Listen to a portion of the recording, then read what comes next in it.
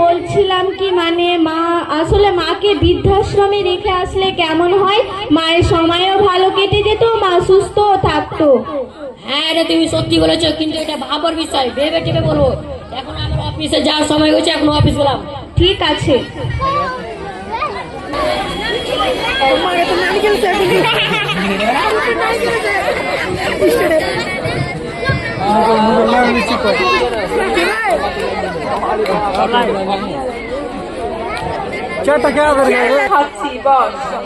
মা বাবারা তোমার মোটেও খেয়াল রাখে না, মা বাবারা অনেক খারাপ। না দাদু ভাই, ওনারা তোমার গুরুজন হন, ওইসব কথা বলতে নেই, শুনলে কষ্ট পাবে।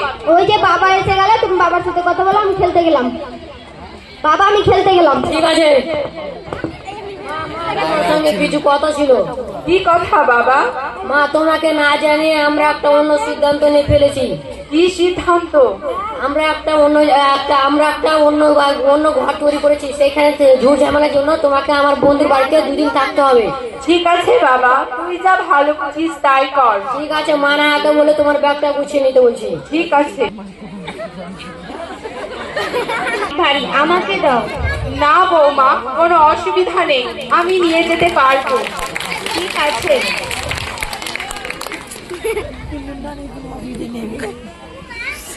আচ্ছা বৌমা, পুলিটা কোথায় গেল? আসলে মা ফুলিকে আমি একটু বাজারে পাঠিয়েছি, ও আসলে বলে দেব। ঠিক আছে বৌমা, পুলি আসলে তুমি বলে দিও, আর আমার দাদু ভাইয়ের খেয়াল রেখো। ঠিক আছে। ঠিক আছে। বলবো, এতদিনে বাড়ি থেকে একটা বড় আপদ বের হলো। খালাম্মা, খালাম্মা, আপনি কই গেলেন? আপনার জন্য পান লয়ে আইছি। এ বাড়িতে আর কেউ পান খাবে না। পান খাবে না মানে? পান খাবে না মানে খাবে না। আমি ওই শয়তান বুড়িটাকে বৃদ্ধাশ্রমে রেখে এসেছি। কি? আপনি আমার খালাম্মার বৃদ্ধাশ্রমে রেখে? আপনার একটা ফলো বড় হইতেছে, আপনারা যখন বৃদ্ধাশ্রমে রেখে তখন বুঝবেন।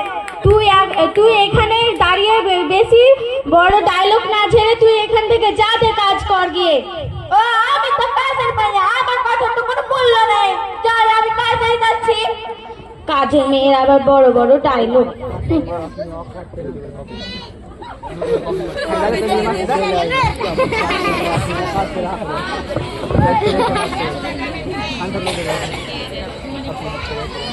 মা, তুমি এখানে বসে থাকো, আমি আমার বন্ধুর সঙ্গে কথা বলে আসছি।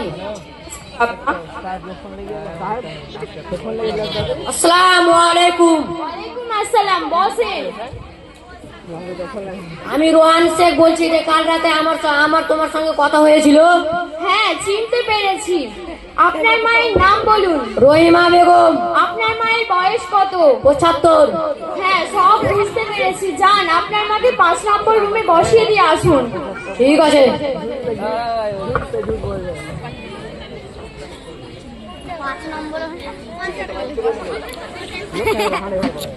মা, তুমি এখানে বসে থাকো। ঠিক আছে বাবা। কোনো কিছু দরকার হলে আমাকে কল দিবে। ঠিক আছে।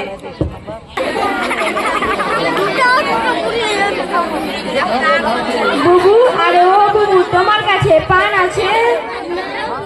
আমার কাছে পান নেই। তাহলে মুখে ওটা কি? একটাই ছিল, ওটাই খাচ্ছি। হায় রে আল্লাহ রে, বাড়িতেও শান্তি নাই, কোথায় গিয়েও শান্তি নাই। না বুবু, তোমার ছাড়া আমার কে আছে? এসো বুবু, ওখানে ওটা কে বসে আছে? আমি কি করে বলবো ওটা কে বসে আছে? স্যার, আমার মহল্লার খবর আপনি জানেন, আপনি জানলে আমি কি করে বলবো ওটা কে? চলো গিয়ে জিজ্ঞেস করি।